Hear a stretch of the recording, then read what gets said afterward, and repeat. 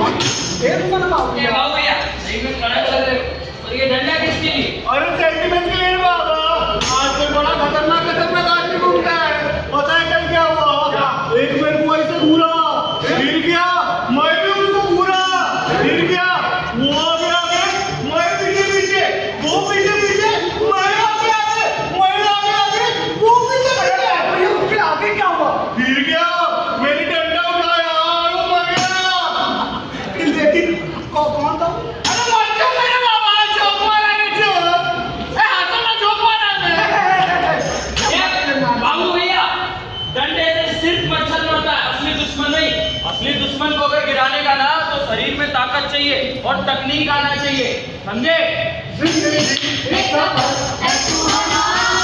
यहाँ पर क्या हो किसने जाना, यहाँ पर क्या हो किसने जाना।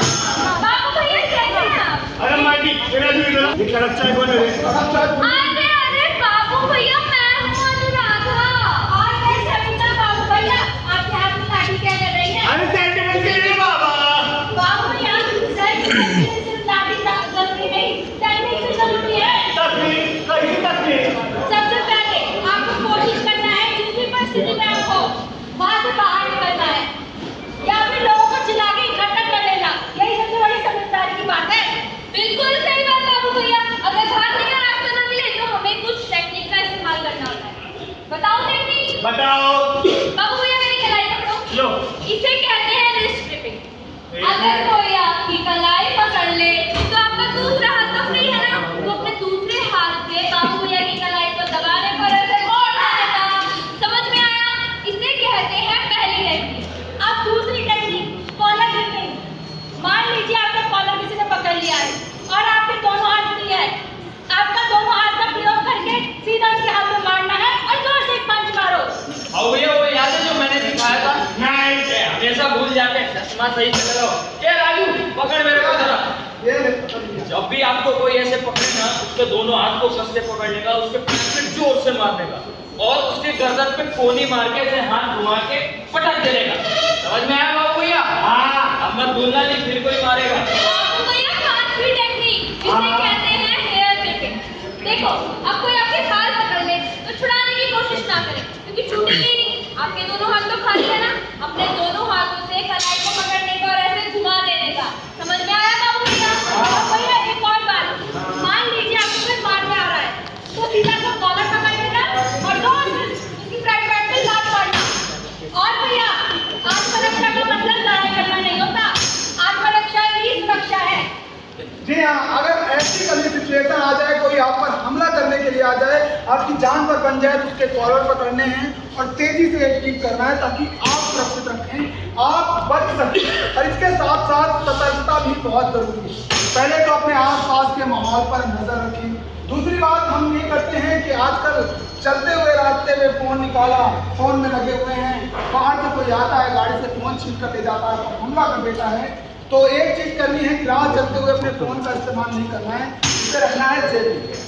और जब आप किसी ऐसी सुनसान जगह पे हो जहाँ अजनबी लोग हों, उनसे उचित और सुरक्षित दूरी बनाकर रखें। और सबसे जरूरी बात, अगर आपको कहीं पर खतरा महसूस हो तो सबसे बढ़िया बचाव है उस स्थिति को टाल देना। और अगर वहां से भागने का मौका मिले तो सबसे बढ़िया, क्योंकि पहला जिम्मेदारी क्या है? आपको खुद को सुरक्षित रखना। बहादुरी ये है कि आप अपने आप को बचा सको, कितने सेफ कर सको। बहादुरी ये नहीं है कि आप सामने वाले को भी हानि पहुंचाओ और खुद के शरीर को भी हानि पहुंचाओ उससे लड़ाई झगड़ा करके। तो जितना आप कोशिश करो कि लड़ाई झगड़े वाली चीजों को टालो और सुरक्षित रहो।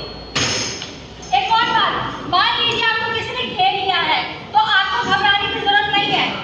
कॉन्फिडेंस से अपने आप जोर से करके चिल्ला के बोलना है पीछे हट जाओ। इससे हमलावर पीछे हट जाएगा और डर के आपको हमला नहीं करेगा।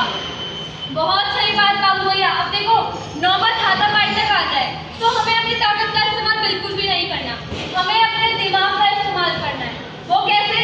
वो ऐसे हमें हमलावर के कमजोर बिंदुओं पर गौर करना है, जैसे कि आंख, नाक, गला और घुटने। बाबू भैया अरे पर मेरे पास डंडा हर समय तो नहीं होता है, या तो चाबी होती है या फिर पेन होता है, फिर मैं क्या करूं? बाबू भैया इन छोटी छोटी चीजों से भी आप अपना बचाव कर सकते हैं। मान लीजिए आपके पास चाबी है तो चाबी को अपनी मुट्ठी में लें ताकि आपका मजबूत मुक्का और अच्छा हो जाए, और जब आप उससे हमला करेंगे तो उसका असर और ज्यादा होगा। और अगर पेन है तो उसकी कैप निकालकर उसके निब की तरफ से आप हमलावर पर हमला कर दीजिए। इन छोटी छोटी चीजों से भी आप अपना बचाव कर सकते हैं। और बाबू भैया एक और चीज, इमरजेंसी बटन।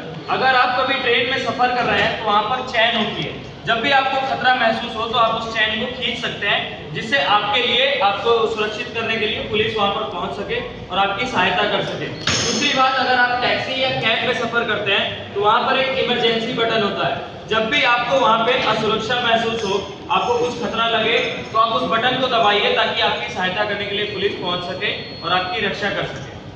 और बाबू भैया बहुत जरूरी जानकारी, अपने मोबाइल फोन में पुलिस हेल्पलाइन नंबर 100112 और यदि आप महिला हैं तो 1091 नंबर हमेशा रखें और जरूरत पड़ने पर उसका इस्तेमाल करें। ठीक है, इतने में तो मैं क्राइम पेट्रोल का पूरा एपिसोड ही देख लेता। मेरा जीतर क्या देख, अभी तुम लोगों ने मेरा दिमाग बहुत खराब कर दिया है, तो अभी मैं गुटखा खाएगा। क्यों? दाने दाने में है केसर का दम। और देख, अभी मेरा शरीर बहुत थक गया है, तो रात को मेरे को एक पूरा खंभा मांगता है। अरे शरीर भी तो दुखता है ना मेरा, है ना भाई साहब? अरे बाबू भैया, केसर का दम नहीं, कैंसर का दम। और ये जो आप खंबा खंबा कर रहे हैं ना, ये आपको एनर्जी नहीं देगा, बल्कि अंदर अंदर आपको खोखला कर देगा। और आप क्या सोचते हैं? आप सोचते हैं थोड़ी सी टेंशन हो गई भाई, खंबा लगा लो, गुटखा खा लो, सिगरेट का धुआं उड़ा लो। अरे ये कोई समस्या का समाधान है क्या? बल्कि नशा तो अपने आप में बाबू भैया बहुत बड़ी समस्या है। बिल्कुल सही बात है, नशा अपने आप में एक बहुत बड़ी समस्या है। नशा आपको थोड़ी देर के लिए सुन्न कर देता है, जब तक उसका असर रहता है तब तक हमें लगता है कि हमारी टेंशन गायब होगी, लेकिन जैसे ही उसका असर खत्म होता है हमारी परेशानियां और ज्यादा बढ़ने लगती हैं और उसकी वजह से हमारी जेब खाली हो जाती है, हमारा शरीर खराब होता है और परेशानियां उससे ज्यादा दोगुनी हो जाती हैं। तो बाबू भैया एक बात बताओ, जब हम अपनी सफाई करते हैं, अपने शरीर की सफाई, घर की सफाई, दुकान की सफाई, दफ्तर की सफाई, तो शरीर के अंदर वाली चीजों को क्यों नहीं सफाई करते? उसमें दारू डाल देंगे, उसमें सिगरेट डाल देंगे, बीड़ी भी डाल देंगे, गुटखा भी डाल देंगे, सारे चीज डाल के उसे क्यों खराब कर देते हैं बाबू भैया? ज्यादा मेरे को लेक्चर मत देगा।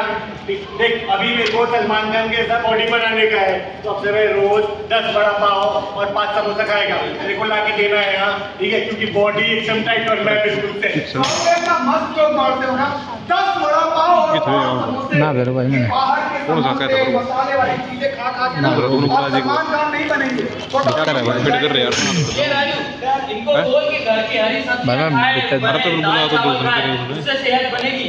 ये नहीं होगा, उसने समझ में बुला आया? तो उस अकाउंट ही किया। अरे ठीक देख, है, मन ने मेरे तरफ तो कौन सा कहा था, ये तो उन्होंने कहा। खाएगा तो मैं शेर बन जाएगा। चल ठीक है, लेकिन एक बात बता कि दाल कुछ खाएगा तो दिमाग भी तो दाल कुछ हो जाएगा ना, फिर मैं दिमाग की टेंशन का क्या करेगा?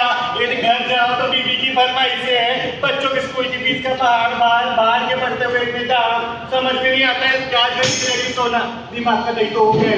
अरे बाबू भैया, केवल घर में ही नहीं, काम में भी तो वही हाल होता है। ये तो खड़ा हो गया वो। बाबू भैया, काम में भी तो वही हाल होता है ना, काम की टेंशन, टारगेट पूरा करना है, आना जाना, कुछ की सुरक्षा, भीड़ भाड़, शोर शराबा। अब भैया ऐसा लगता है किसी के सर से 100 ये राजू, इसका आसान तरीका एक और बताऊं? जब भी ऐसा लगे ना कि तुम्हारा दिमाग परेशान हो गया है, तो दिमाग थक गया है, अब काम नहीं करना है, टेंशन हो रहा है, तो सारा काम छोड़ के 2 मिनट साइड में बैठना है और लंबी गहरी सांसें लेनी। क्या करना है? लंबी गहरी सांस लेनी। उससे क्या होगा, तुम्हारे दिमाग का थकान दूर हो जाएगा, काम करने का मन लगेगा। समझ में आया? हाँ, मालूम है मेरे को, ब्रीथिंग एक्सरसाइज कहते हैं इसे। जब आप परेशान हो, सर पे दर्द हो, टेंशन हो, तब हम इसे करते हैं ताकि आपका माइंड रिलैक्स हो।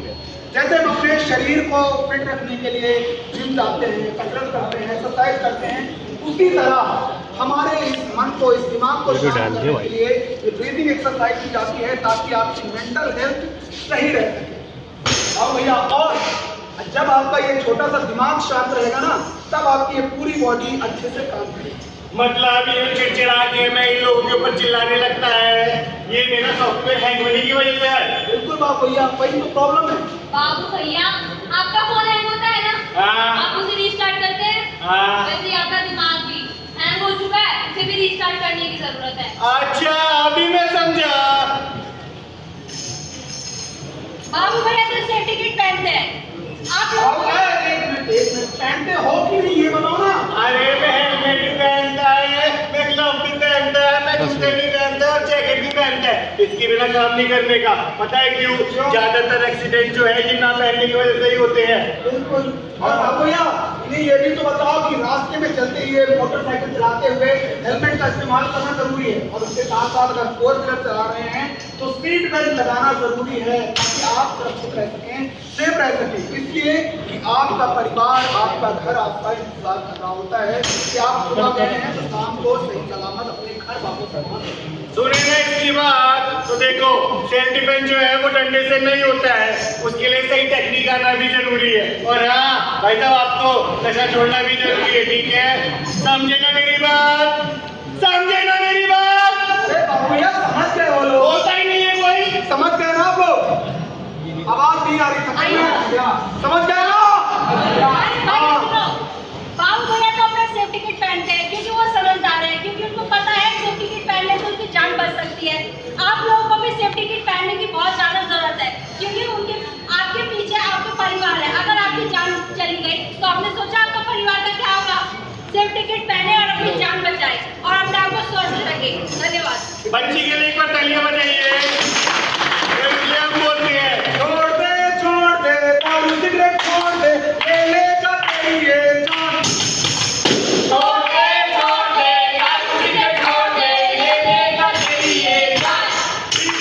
सीख ले जब तू सीख ले हो जाएगी जिंदगी आसान। सीख ले जब तू सीख ले, हो जाएगी जिंदगी आसान। पहन ले सेफ्टी किट तू पहन ले, तू है हो रंग की शान। पहन ले सेफ्टी किट तू पहन ले, तू है होराइजन की शान। जी हाँ, आप सभी होराइजन की शान हैं। आप काम करते हैं अपनी वेयर हाउस में, अपने प्लांट में, इसलिए आपका सुरक्षित होना जरूरी है। ना सिर्फ अपने लिए, अपने सहकर्मियों के साथ में भी कोई भी ऐसी गलती नहीं करनी है जिससे किसी पर कोई दुर्घटना हो। और इसलिए क्योंकि आपका परिवार, आपके घर वाले आपका इंतजार कर रहे हैं कि आप सही सलामत सुरक्षित अपने घर पहुंच सकें। दोस्तों, ये नुक्कड़ नाटक होराइजन की तरफ से एक सेफ्टी वीक के तहत आपके बीच किया गया है। आप सभी का बहुत बहुत धन्यवाद।